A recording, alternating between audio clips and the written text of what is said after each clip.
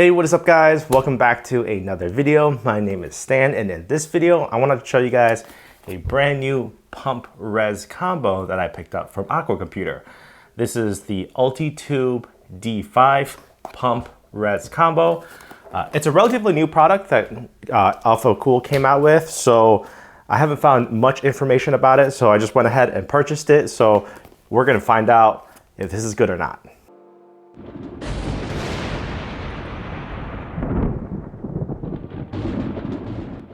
Full disclosure, I'm actually a pretty big fan of Aquacomputer.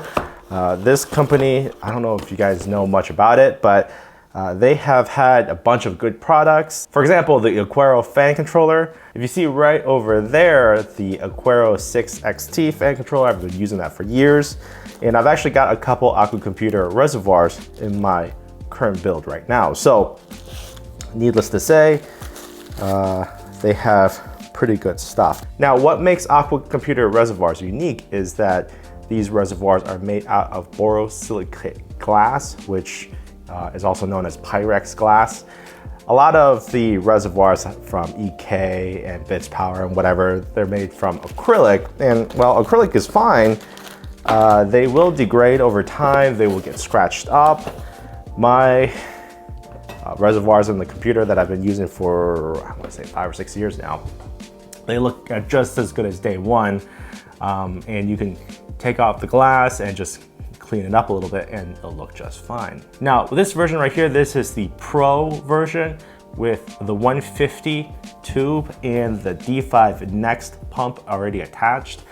The Pro version has a equalizing pressure valve or pressure membrane on the inside of this cap. And it allows, supposedly it allows pressure to equalize and balance out whatever. And you get the LED ring around it, the RGB LED ring. I didn't buy the Pro for that reason, but it's a nice to have. And the D5 Next down here. Now there are some reservoirs with the pump and some without. This is with. The D5 Next is basically a D5 pump. You can see here, just like a D5 pump, it's the Aquacomputer D5 pump with a little connection on the bottom, you'll see. And down here, this is a control module that comes with the D5 pump. And you will see what makes the D5 Next unique is that you have a SATA power in, and you have a couple connectors for the RGB LEDs, as well as a fan connector, and you can put a fan splitter, and I think it's good for up to like 25 watts. So you can actually power your fans off of the pump itself. And on top of that, you have flow, I think you have flow control or flow sensors and temperature sensors built into the pump, so you can control your fans, all that. I really want to play around with it. I think it's so cool that you have all of it all in one. This is all going to go into my next build right here, and since this is a minimalistic water-cooled build, having all the controls and the fan connectors going into the bottom of the pump, I think is a great idea. If we take a closer look at this reservoir, what you'll see is that the top is made of acetal, and it's a pretty heavy chunk of acetal. You got a couple O-rings inside, gasket seals, and then got a plastic top. I think it's a plastic top, but then sandwiched in between is the glass reservoir. Down here you have a RGB ring. Maybe you can't remove it, but you can definitely slide it up and down and whatnot. You got 2 connections. Now I don't know if this is for you to daisy chain or what, but you have 1 connection on one side, 1 connection on the other, and it looks like the pump has 2 outlet connections. Below here, we have an inlet and outlet. So the inlet is on the left side, the outlet is on my right side, and then the D5 pump. And of course, the control module is, you can just pop that right off. It's connected by 2 little, I want to say like friction plastic tabs. If I were to unscrew this, the D5 pump would come right out. You can see the inside has a stainless steel mesh. So this is going to be acting as a filter for the pump, along with a bubble vortex breaker. I think the way this thing works is the pump, the water goes in and actually shoots out from the edges. You can see holes on the black ring, and it goes out, and then and then the pump draws water back in from the center. So no other vortex breaker or anything. It's kind of just the empty tube on the inside, but you do get that stainless steel mesh to help with the bubbles. Now, as for the bottom here, what you have is a anti-vibration bottom. This you can actually swap out. You pull this tab out, and what you get is just a regular bottom. There are LEDs down here, and the way this is designed is it's supposed to help with the anti-vibration. What you do have is another type of rubberized see-through rubber that you can actually swap this out. This is really meant for you to mount the pump horizontally, and it'll just look a little bit better with the ring and whatnot. So I'm gonna be keeping this one just because I'm gonna be mounting my pump vertically, and I want that anti-vibration on the bottom here. One other accessory that you do have is this rubberized ring. And the way this thing works is if you were to stretch this ring right over the top, then you could slide this ring down to somewhere here, and you can clamp this ring, or you could screw this ring down to some other support. That way you get an anchoring point at the bottom here, at the bottom, and then you can anchor the reservoir somewhere in the middle top here. I'm not gonna lie, I really do wish that there was a visual quick start guide. This quick start guide has a lot of text in here, but it doesn't tell me which screws go where. And there's a lot of washers and a lot of screws of different types, and it's not very self-explanatory. So yeah, I'm not so sure. All right, so what I think I've done here is I've organized all the screws into categories. I never did actually find a good manual or good tutorial on how to actually get this thing all assembled. So I've got all these different screws, sizes, and amounts. So I think I've got it all figured out here. These are definitely going to be attached to the radiator. So I'm just going to start screwing these in first to get this thing mounted. And I've got 3 screw holes here. All right, now I've got one last screw. And I'm not going super tight here. It's not gonna fall apart by itself. Literally finger tight with the bit in my fingers. More parts without a manual here, so yay. And I'm assuming these are some extra parts that I may not need. Give you all these different parts, overly complicated, totally over-engineered. How many nuts and bolts do I need to mount a reservoir to a bracket and a bracket to a radiator, right? So many nuts and bolts. German over-engineering.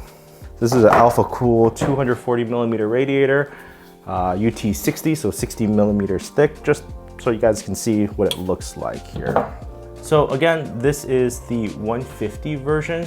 The 150 is gonna be a little bit taller than a standard 240 millimeter radiator. So maybe if you had like a 360, this will probably be a little bit more appropriate for that. With this mount, just for size and comparison's sake, right? It looks like the bottom screw of the radiator lines up with the bottom here. And this, if I recall, was like about 260 millimeters. So that's why it sticks a little bit above this radiator right here. All right, what I've got here is my motherboard connected with the power, and I've got a SATA cable connecting to the reservoir right here. Everything, I actually don't have a CPU in here, so I'm just powering this up just for the sake of testing out this reservoir. All right, I apologize. I actually couldn't get the system to turn on with the power supply without a CPU. And I don't have one of those 24-pin connectors to connect and turn on the power supply. So what I'm gonna do is actually connect this directly into the PC that is my main PC that's on right now. And here goes.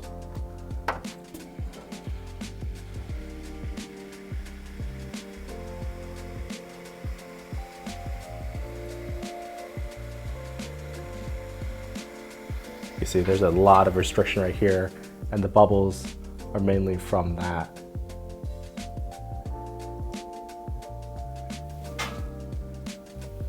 Oh, not too bad, actually. There is a lot of turbulence in here. You can see the micro bubbles are going everywhere. But there is a heck of a lot of flow. Overall, I think the degassing and the bubbling, debubbling is actually not too bad. You can see there's a lot of turbulence because the water's being shot up, swirling around, and then getting sucked back down. It's like the dissolved bubbles are not being degassed. Eventually that'll go away, but any true bubbles are actually just floating to the top. All right, let me see if I could try to get this on camera for you guys to see. So we can see here the pump is pulling 20.9 watts. And then the fan is pulling, I don't have any fans connected, so there's that. I'm doing 4,600 RPMs and the temperature of 22.9 degrees Celsius with fans at 0 RPM again. And then fans, it's outputting 11.9 volts. Fan speeds, pump RPM, pump temperatures. So you can see a lot of good information, firmware information, and then overall, and then you get the chart. So what the controller on here is almost as complete, I would say really complete, almost like an Aquaro attached to the D5 pump. And if I go into the sensors and fans, and I can control,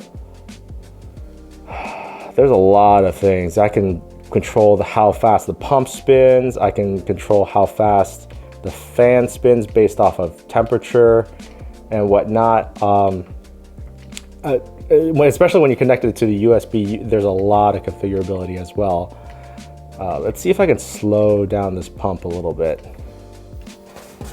Hopefully you can hear while I bring this down.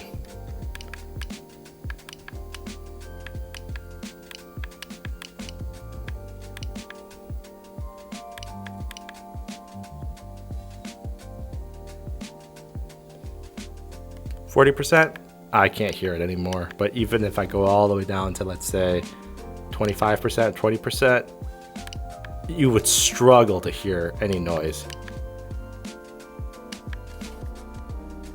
At 0%,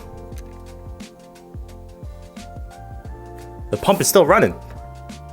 Is it running? I think it is. At 0%, the pump is still running. This is kind of strange, but still, I mean, you would never want to run a pump at 0%, but you see pump is running at 3.4 watts. How much RPM is this? So minimum RPMs, this is doing about 2,000, right under 2,000 RPM is the minimum RPM. And it is silent. It is silent. This thing's great, actually. Especially with this, yeah. I could see the bubbles moving. Even with this restriction, it is moving water. So I think I'm actually gonna rerun in this pump almost in the silent mode. You know, I have a very small loop. It's not gonna take much to keep water moving. So overall, I really like this pump. If you're in the market for a D5 pump and pump res combo, and you're looking at maybe something like EK, and you know, if that's what you want, that's fine. But if you want to branch out, try something new, try something unique, hey, you know, check this out. Especially the build quality, especially the premium features. I think this thing goes for about $200, a little bit over $200 for the 150 Pro version with the D5 Next pump. The D5 Next pump is like worth over $100, $110, $120. So the rest of it is only like $70 or $80. But if you were to buy it separately, I think it'd be actually a little bit more. But still, having this much configurability, having this much sensor information, flow information, I think this is actually might be a better deal than something like EK's pump, which is pump res combo, which is acrylic and dummy. It's not really good control, and it's just the regular D5 pump. And I think that's also like 200, 210. No, like that's like 190. It depends on the region, depends on your currency, but within ballpark range of this. So yeah, hopefully this video helps. If you have any additional questions, make sure to go ahead and comment down below and I'll try to answer your questions. And if this video was useful, hit that like button. It always helps. And if you want to see more, of course, you can always go ahead and subscribe. Anyway, my name is Stan, and I'll see you guys in the next one.